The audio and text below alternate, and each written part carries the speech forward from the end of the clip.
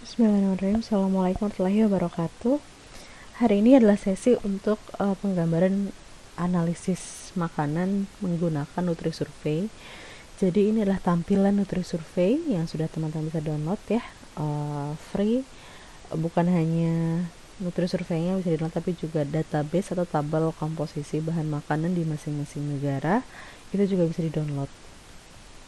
Nah, di sini saya memperkenalkan dulu untuk tools file di sini ya. Ini seperti biasa ada new, ada open. Berarti ini adalah new file, open file dari sebelumnya, misalnya di save atau save as gitu ya. Kemudian ada juga pada edit ya, cut, copy, paste, delete content, insert slide, delete empty lines. Jadi kalau teman-teman edit yang ada di sini itu sama seperti ada tools edit yang ada di sini. Jadi ini misalnya cut lines tadi ya, copy lines, paste, insert lines, kemudian insert empty line di sini, delete content line, dan seterusnya. Ini headingsnya, calculation of energy requirement. Nah, inilah calculation di sini. Ini ada yang mulai dari energy requirement, print out of the current food record, analysis of several food records. Jadi kalau misalnya teman-teman punya data yang banyak, ada 100 misalnya, ingin melakukan analisis atau menjadi penggabungan gitu ya, menganalisis dari banyaknya NutriSurvey 10 misal, lebih dari 10 itu bisa. Nah, itu dengan analysis of several food records. Ini kalau teman-teman lihat di energy requirement, jadi ini seperti kalkulator hitungan ya, hitung kalkulator untuk bisa memprediksi berapa kira-kira kebutuhan kita misalnya. Nah, ini personal datanya dimasukkan, misalnya nama saya, terus umurnya ya, umur 30, tinggi badan dari responden, terus kemudian berat dari responden. Nah, ini jenis kelaminnya female atau male, kind of work, jadi apakah ringan, sangat ringan, medium, berat, atau sangat berat gitu ya. Nah, ini tergantung dari, seperti kalau teman-teman menghitung kebutuhan di situ ada aktivitas fisik. Nah, ini yang diprediksi. Nah, di sini akan muncul hasil atau resultnya tadi. Jadi basalnya berapa, additionalnya berapa, kemudian totalnya ya, total di sini, summarize-nya, terus kemudian dari hasil. Kalau saya tambahkan di sini, kind of work saya light lah, tidak begitu ini. Nah, ini akan menambah di sini di kebutuhan kita berapa. Nah, di sini muncul, ini adalah hasil BMI atau IMT saya, itu normal, ada di 20,4 gitu ya. Nah, kemudian optional data misalnya tambahan untuk aktivitas yang lain. Nah, ini ada pilihannya, eating or sitting misalnya. Teman-teman kalau duduk itu lama, berapa lama. Kalau saya ngajar misalnya hampir 8 jam gitu ya, 8 jam ini dalam menit, 80 menit misalnya. Nah, ini akan ada tambahan di sini. Kilokalori per day-nya, dia akan melakukan total dari kebutuhan ada di sini. Nah, ini kurang lebih gambar untuk perhitungan atau kalkulator penentuan kebutuhan energi. Oke, nah ini di dalam foods ini ada banyak. Kalau teman-teman mau search food for nutrients, di kira-kira nutri zat gizi apa yang teman-teman mau lihat di sini ya. Ini kemudian akan muncul, ini food groupsnya ada dikelompokkan berdasarkan food group, dan kemudian ada modify food database. Jadi teman-teman bisa melakukan modifikasi database yang sebelumnya sudah ada, dimodifikasi di sini. Misal TKPI ya, teman-teman mau masukin TKP yang bahan makanan ada dalam TKPI. Nah, ini bisa modify food database di sini. Atau misalnya mau masukkan makanan jajanan yang di belakangnya ada kandungan zat gizi misalnya. Nah, itu juga dimasukkan di modify food database di sini. Nah, ini yang selanjutnya ada include more foods from other database. Ini memasukkan makanan lainnya atau tambahan makanan dari database yang lain. Tadi kan saya sampaikan kalau teman-teman download di awal gitu ya, selain mendownload Nutrisurvey-nya sendiri, tapi juga mendownload FTA. Jadi ada .fta di situ, itu adalah tabel komposisinya.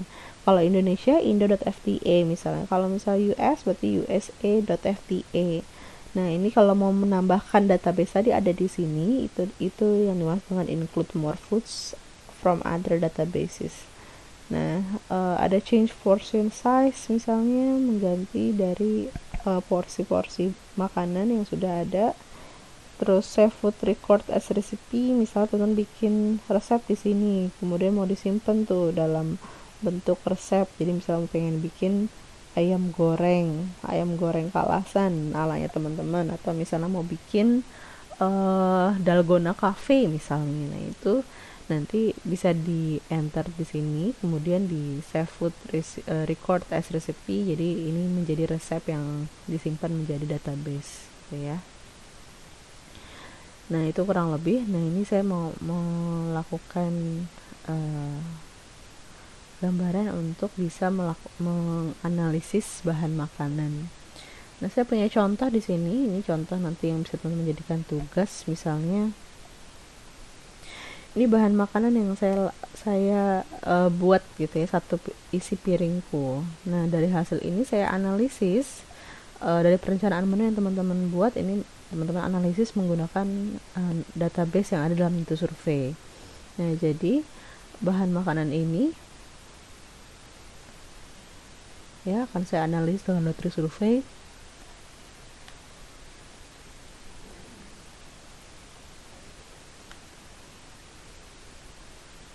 Nah, yang pertama misalnya di sini menunya itu menu masakannya ada nasi putih. Nasi putih 1 porsi, atau saya tulis di sini 2 centong, karena kemarin waktu pas melakukan ini adalah 2 centong gitu ya. Nah, yang kita tahu akan kita analisis berapa sih nasi putih 1 porsi atau 2 centong, atau bahkan kalau teman-teman tahu gramnya gitu ya, nanti dituliskan di dalam amount di sini, gramnya berapa. Nah, bisa pilih, ada beberapa dalam database Nutrisurvey. Ini ada banyak nasi gitu, nasi putih kukus ini sama kan yang hasil izinnya, atau teman-teman mau dari beras misalnya, ya terserah. Kalau memang tahu berapa beras yang dimasak, terus kemudian jadi berapa gram nasi, kemudian yang dikonsumsi berapa banyak gitu ya. Ini saya asumsikan yang saya konsumsi di sini saya habis. Jadi ini semua yang disajikan itu habis untuk saya konsumsi dalam satu isi piringku. Nah, berarti silakan dimasukkan di sini untuk nasi misalnya yang saya tahu ya. Ini bisa saya pilih yang mana. Oh, nasi putih kukus yang ini. Saya enter. Nah, dia akan muncul dan kemudian dituliskan amountnya berapa. Jadi berapa gram yang saya konsumsi dari nasi ini tadi. Oke, selanjutnya 150 gram ya kan, satu penukar. Ini juga saya timbang sebelumnya. Kemudian ada lauk di sini. Saya tulis dulu ayam goreng sayap 1 porsi misalnya.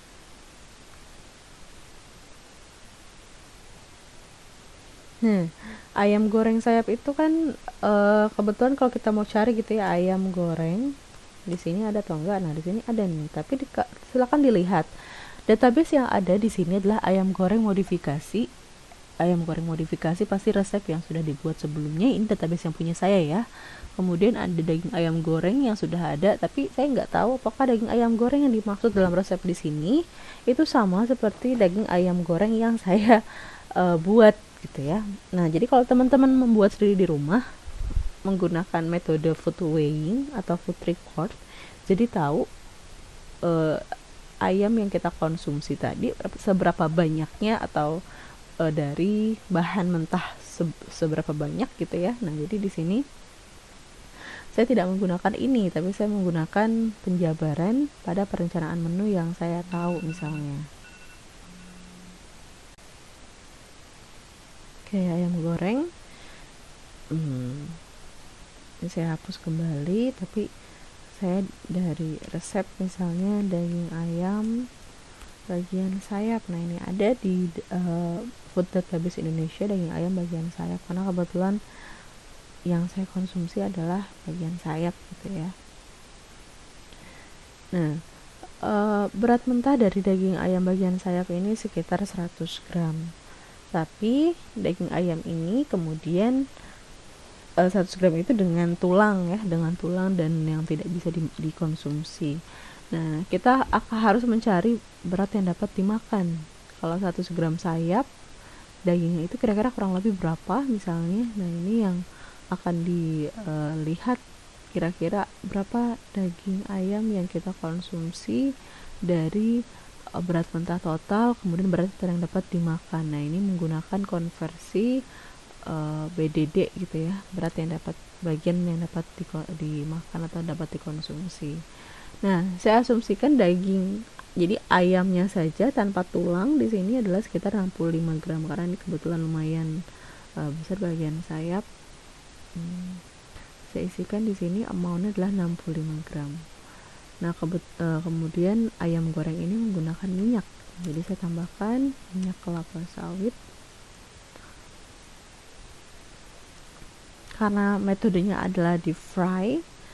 Nah, di fry ini berarti minyak yang terserap lebih banyak ya dibandingkan yang ditumis. Nah, ini kurang lebih minyak kelapa sawitnya. Kita tahu konsensus untuk penyerapan minyak misalnya, atau kalau setiap bahan makanan digoreng kurang lebih misalnya minyaknya sekitar 5 gram. Atau silakan dilihat di buku konversi.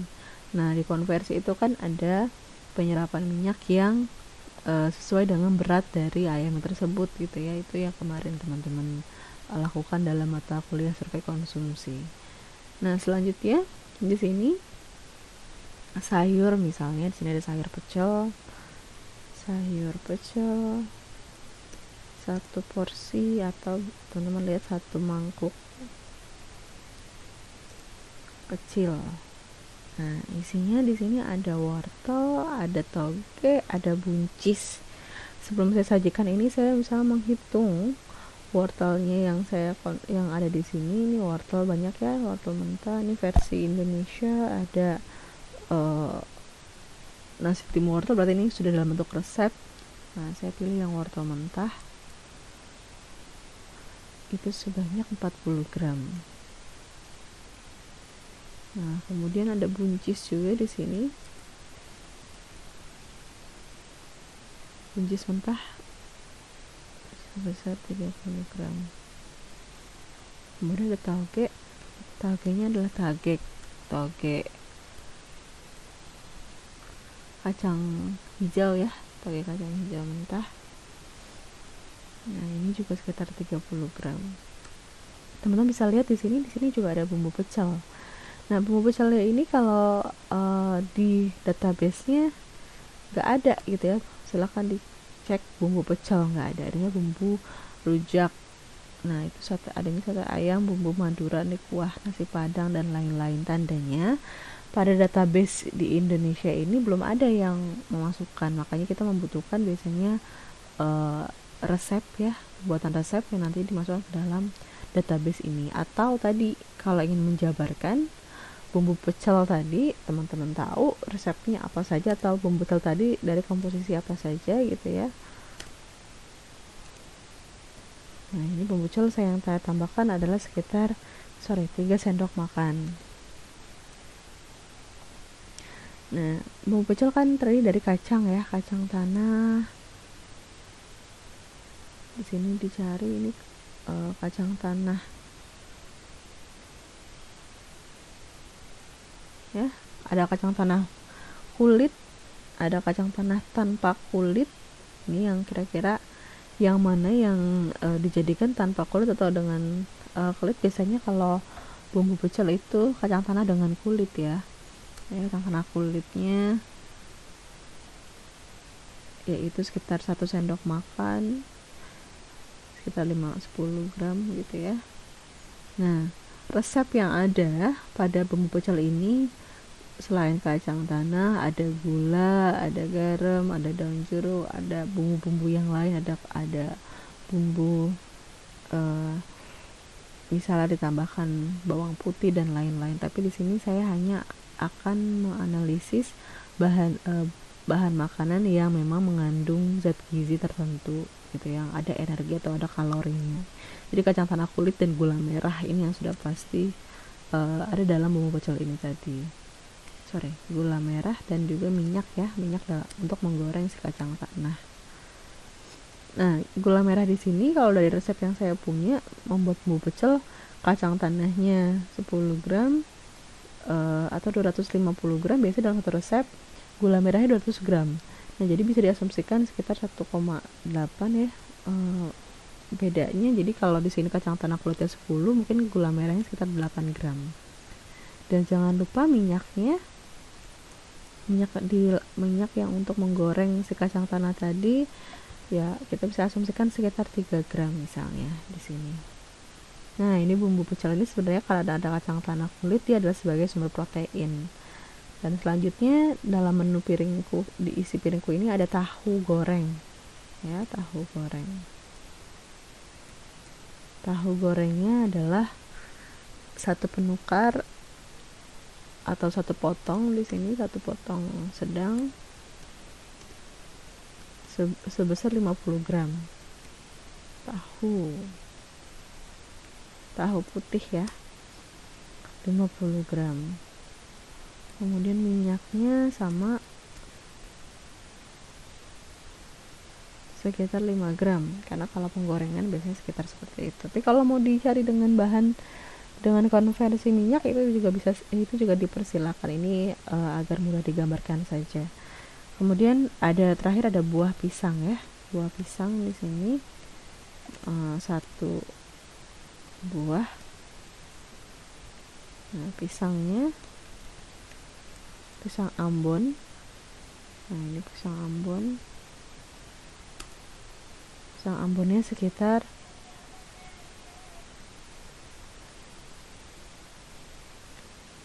75 gram. Karena berat dari pisang Ambon ini sekitar 100 gram, karena dia ukuran yang lumayan sedang. Nah,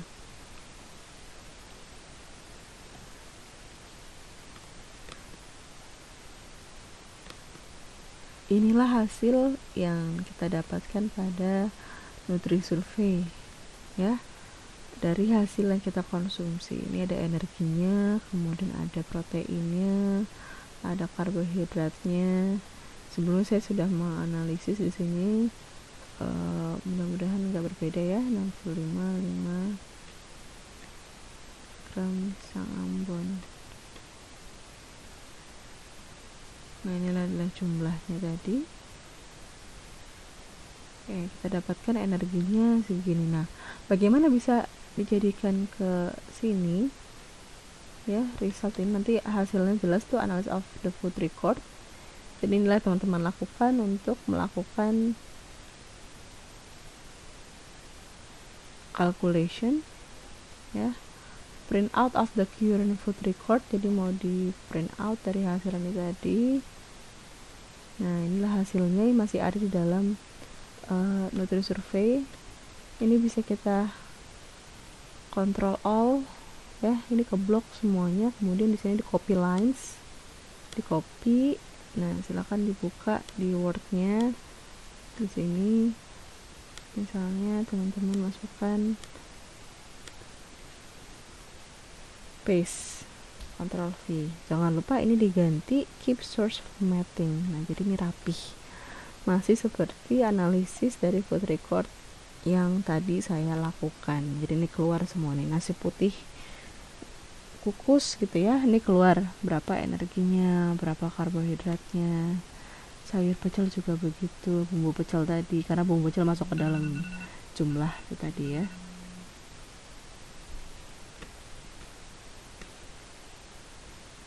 Ini yang ada di sini semua.